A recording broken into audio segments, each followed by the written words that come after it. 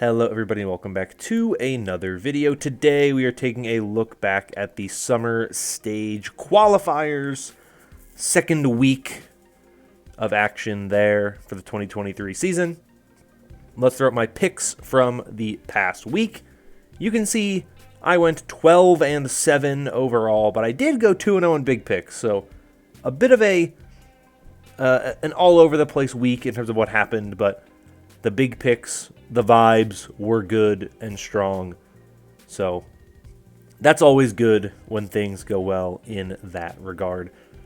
Let's jump into the first headline of the week. And it is the big one. Houston Outlaws. They did it. They handed the Atlanta Reign their first loss of the season. Very good match. Honestly, if there's one day of matches for you to watch, Saturday Western Region matches, phenomenal games all around. Some of the best games we've had in a long time for a variety of reasons, entertainment factor, as well as just overall good matches as well. Very, very, very good string of games there. But the story, of course, is that the Atlanta Reign have finally been defeated in a match, and it was not easy for Houston. They had to fight, they had to claw, but Houston came up big on two of the maps that mattered most, which are the control maps. They won both control maps, Lijiang and Oasis, and they were able to win Dorado as well. So definitely good for Houston to get that win.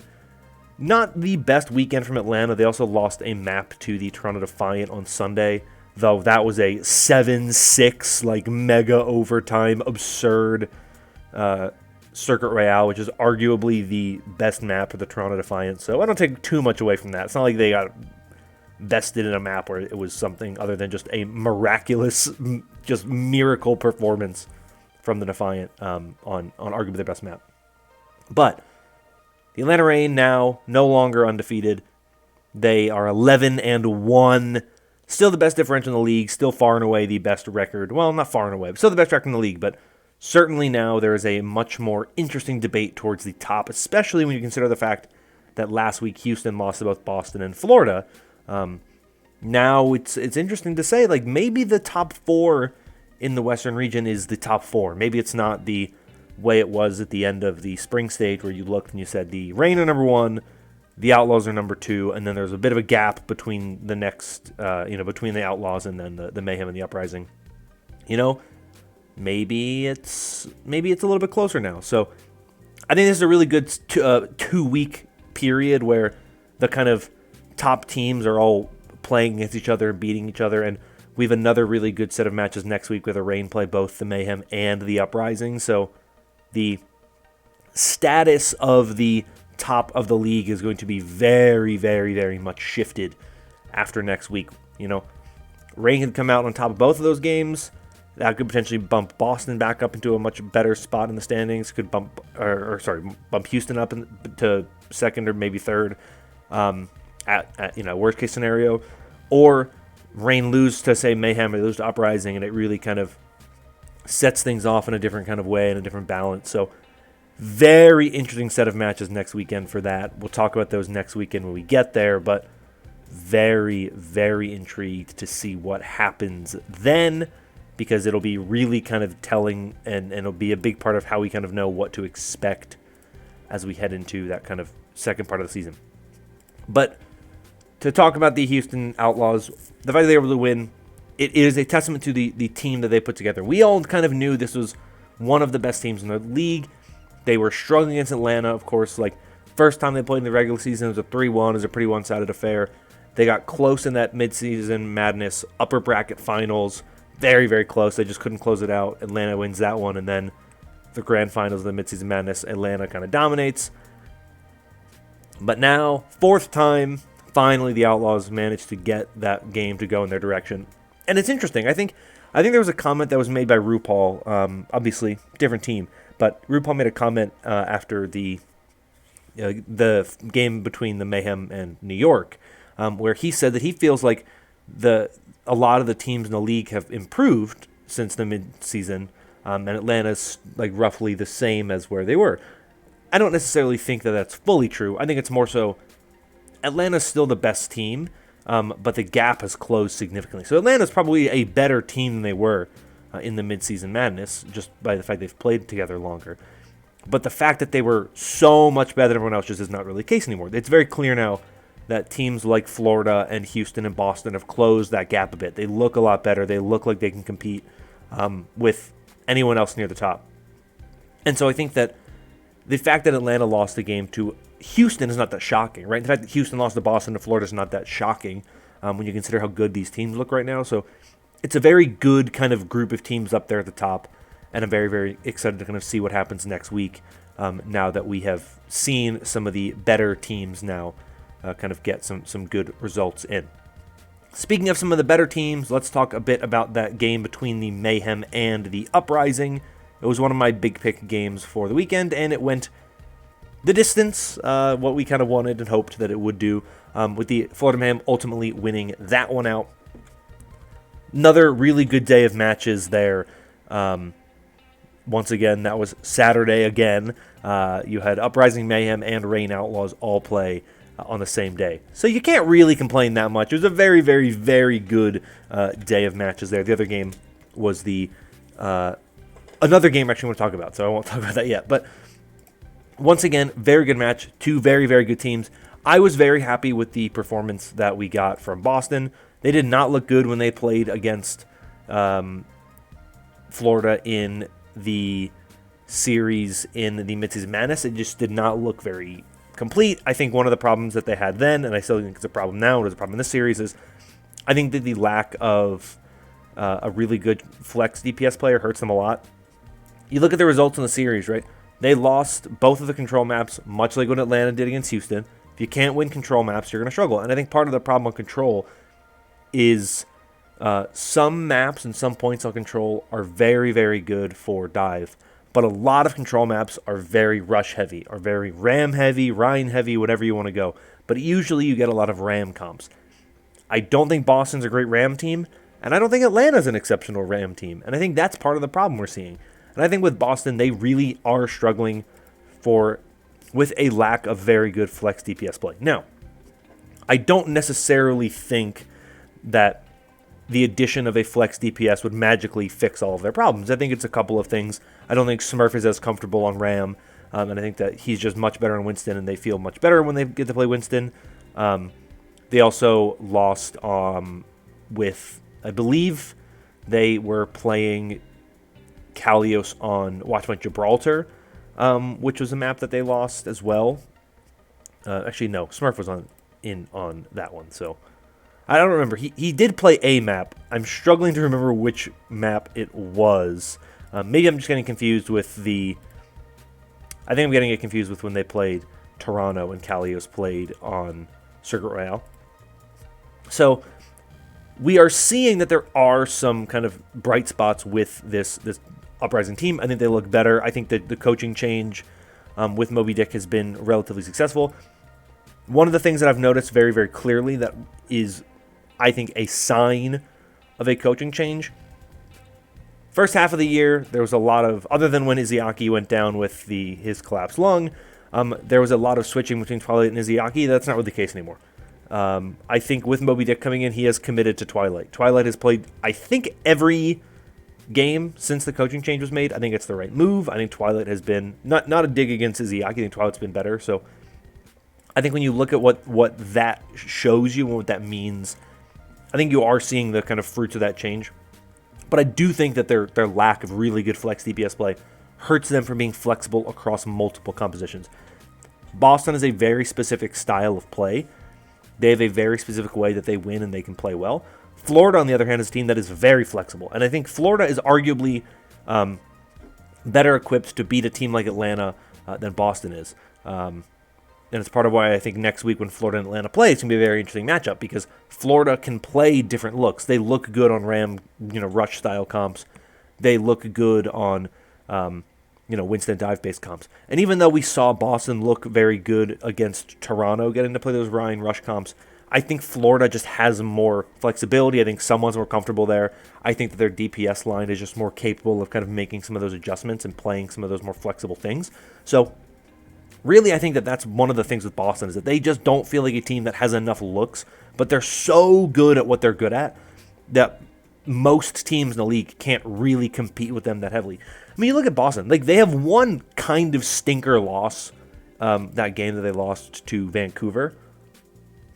But outside of that game, like their only 2 losses are to Florida and Atlanta. So Boston is still a very good team. They just I think are going to struggle against the top teams unless they can really kind of figure out how to improve on some of those other compositions that I think are potentially going to show up on some of those other map types, right? Even like Circuit Royale losing to Toronto. Yes, Toronto's a very good team at Circuit Royale. They're a very good Sigma team. That's kind of their best composition, right? Even Atlanta lost to Toronto on the map, right? Like that is just Toronto's bread and butter. If they're going to be good on any map, it's that one. But the fact that it was a loss in the way that it was kind of shows you that I think Boston is a little bit less comfortable playing other things, similar to Houston in that way. But I was kind of impressed by how Houston was able to kind of branch out a bit more. They looked better on RAM in their series against Atlanta. So Boston is a little bit behind on that regard, and I think that's one of the things that is holding them back a bit. And it's why I think teams like Florida and Atlanta, and now what we're seeing with the Outlaws kind of branching out and looking to be a little more kind of good across the board, is that we're seeing that some of the things that the Uprising are struggling with is that kind of diversity in compositions, that they can pretty much dominate anybody outside of those top 3 other teams. But I don't know if I feel great about Boston if they have to play anything other than Winston Dive against those best teams. But if they can play Winston Dive, they're going to be very competitive. So I think Boston's good. I think, like I said, I would have liked if they had another flex DPS player on this team, or an actual like traditional flex DPS player on this team. But it doesn't take away from the fact that this team is already, full of talent, and they already have looked much better in the second half of the year than they did in the first half, and they looked good. So I am excited to see what happens going forward with this Boston team, because I think they should just get better from here, but at this point, really only time will tell.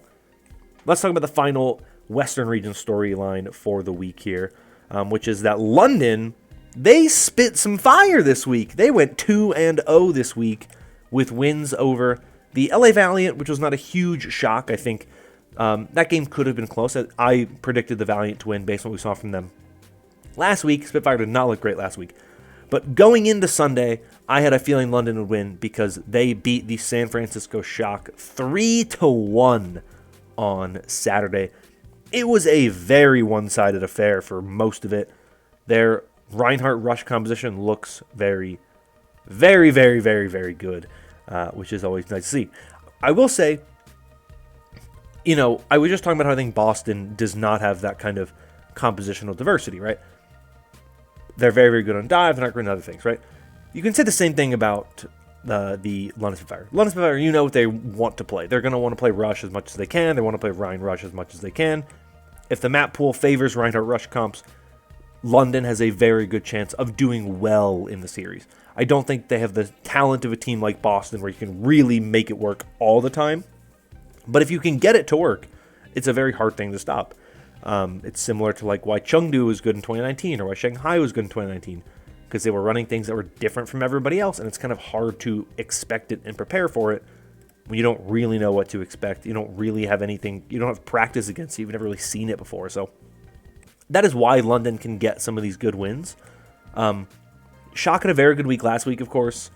They had 2 very big wins that really kind of helped bring them back into a good spot. They had a very close series against the Valiant on Friday, which should have been kind of a precursor that maybe things were not as good as they seemed from last week. Maybe they got lucky and played 2 teams last week that just were not actually that good, that we thought were better than they really are. With the Gladiators, and I believe it was the Justice, the other team they played. So, the writing was on the wall that maybe the Shock got lucky last week. Maybe the teams that were doing all these rebuilds, maybe some of them are struggling, and the Shock just got lucky and didn't have the same struggles as some of those other rebuilding teams. But London has put themselves in a very interesting position now because, going into this week, they were sitting at 2-7. They were kind of in a bad spot. You kind of thought that they don't really have much of a shot to really do anything, or I guess they were sitting at 2-6, whatever. I don't even remember, 2-8 maybe. I don't even remember the record. But now they've put themselves in a very interesting position, because now you look at this team, they have 4 wins. That's how many wins Vancouver has. You think maybe there's actually a genuine, legitimate shot that London could actually do something. They could move up, potentially, and they could be a legitimate threat that could actually potentially steal that spot from Vancouver. I don't love what Vancouver is right now after the changes with their roster. Obviously, lots of factors that go into that, but I look at London and I think that they are potentially finding themselves in a better spot than they were going into this week. Having a 2-0 week is a very big deal when you have such kind of close competition in this region, and you just have to be better than the Vancouver Titans if you're the Spitfire to move on into the play-ins. Just have a chance. And maybe that chance, maybe they don't really have what it takes to get through the play-ins, but just having that chance is really all you need. Maybe you get in, maybe the meta becomes a little more favorable, maybe the new support hero really favors rush-based compositions, maybe the Spitfire, catch more fire and do well. So this is a big week for them, just to be able to put themselves back kind of in contention, right? We all can kind of agree, Valiant, Eternal, they're done. Like, it would take a gargantuan effort for them to be able to get above London and Vancouver and get in. It's almost impossible for them. Technically, they're not eliminated, but it would be very, very difficult for them to get to that point. London, though, it's not that difficult. If they have a good stage, and they have some, they didn't do well in the first half of the season, so they're not going to have the toughest schedule as we go forward. They play the Gladiators and the Eternal next week. Those are winnable games. Those are very winnable games. And they could be winning. They could win those games, and they could find themselves potentially in that spot above Vancouver, and maybe they start to kind of have some of those more consistent wins in their record, and maybe we see them move up. So big weekend for them, right? Similar to kind of how New York had that weekend last weekend where they got 2 really good wins against teams that you would kind of want them to beat. London gets that weekend here, where is a little bit more necessary for them because they have, they're much more kind of in the hunt, right? There's a risk and there's a danger. There's a lot of 5-win teams right now. Justice, Glads, New York, Toronto.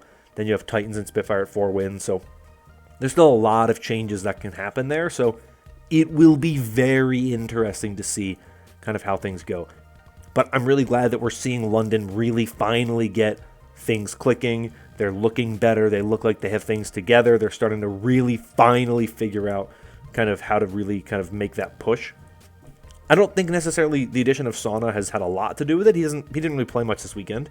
But I think they've just kind of, they've solidified themselves a little more. I think kind of moving away from the roster swaps that they were making before, I think has helped them a bit more. I think they've kind of solidified the roster better. I think they have a more kind of defined DPS line now with Sauna, which I think that at least helps. And then I think just kind of committing to just Landon and Admiral helps as well. So I'm curious to see where London goes from here. Obviously, getting the win against the Shock was a pretty big one. It's the first time they beat the Shock since 2018. So good for them. Happy for the Spitfire. Glad they're back. They're always a fun team to watch. So we'll see where things go from here with them as we get into the later stages of this season. Real quick, let's talk about the APAC region. Let's start with the overall just circus act that was the APAC region. I don't even know how to begin with the APAC region.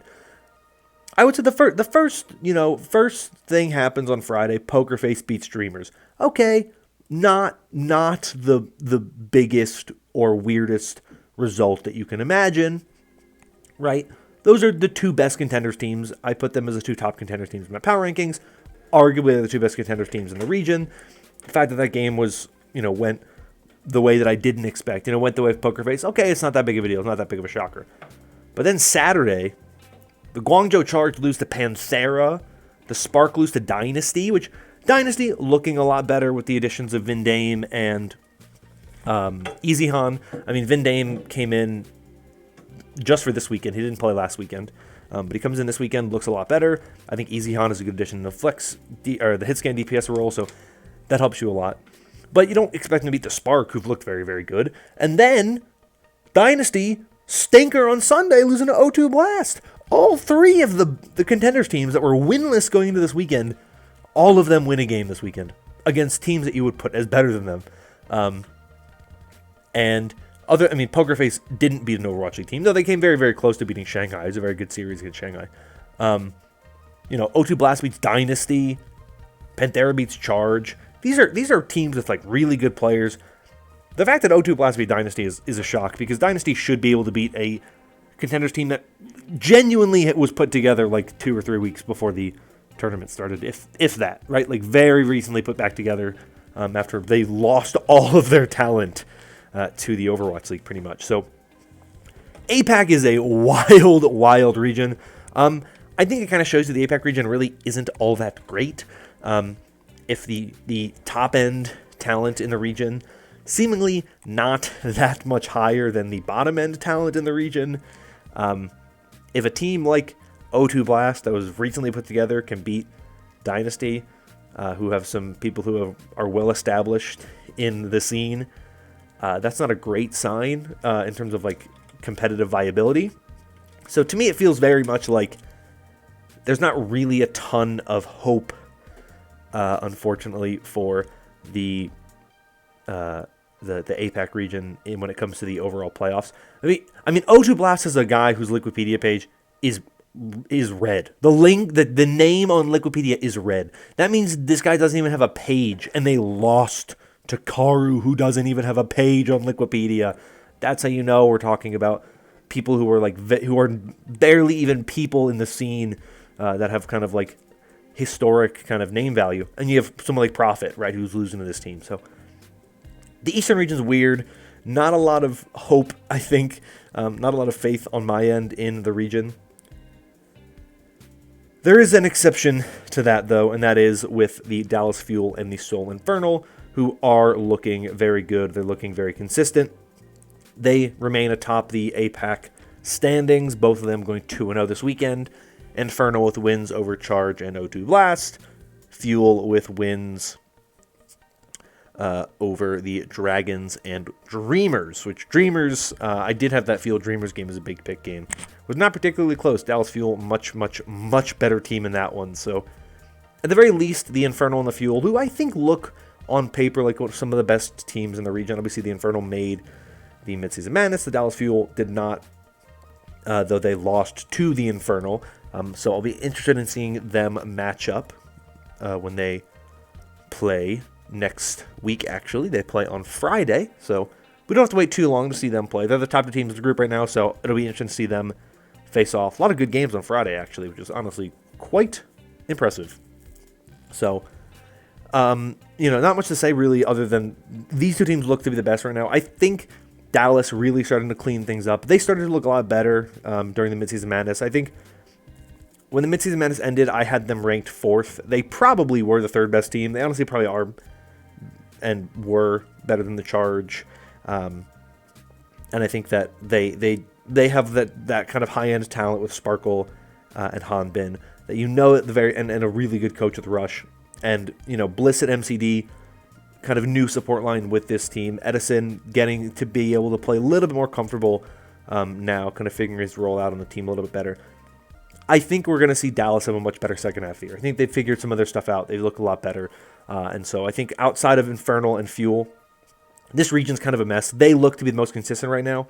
We'll see what happens when we get to the knockouts, if the Fuel can get to a point where they finish with a high enough kind of finish there to guarantee themselves a spot. But I'd feel pretty good about them in the play-ins right now, too. I think that if you look at the play-ins teams with Dynasty, Dragons, Charge, like, if it ends up being the Fuel, Charge, Dynasty, Dragons playing for that last spot, I think right now you have to feel like the Fuel are kind of in the driver's seat there. So I think the Fuel should be a playoff team based on what I've seen from them so far. They're playing pretty well. They're overall pretty solid, and I think that they've improved a lot since the first half of the season, which is very, very good for them. I'm happy to see them looking to be a much more improved team, because you never want the defending champions to just be a bad team, so it's nice to see them being more competitive as we get here to the second half of the season.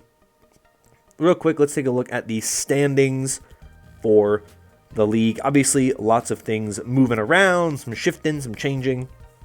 Western region, that middle of the table has been broken up a little bit more. Some of those 5-5 teams lost some games. New York and Toronto lost both of their matches, so they moved down a bit. Shock go 1-1. Justin Gladiators didn't play, so that's where they are. Atlanta now 11-1, only one game ahead of the Mayhem, so their game next week or this weekend will be really, really big. Boston and Houston both 9-3, but Boston has the tiebreaker there, both differential and head-to-head, which is a little tough for Outlaws. And then in the East, you can see Fuel Infernal sitting at the top. Then lots of 2-2s and 1-3s there in the middle and bottom of the region. So yeah, very, very, very interesting summer stage so far, and we'll see where it goes from here. That's going to be all though for me for today. Thank you all so much for watching.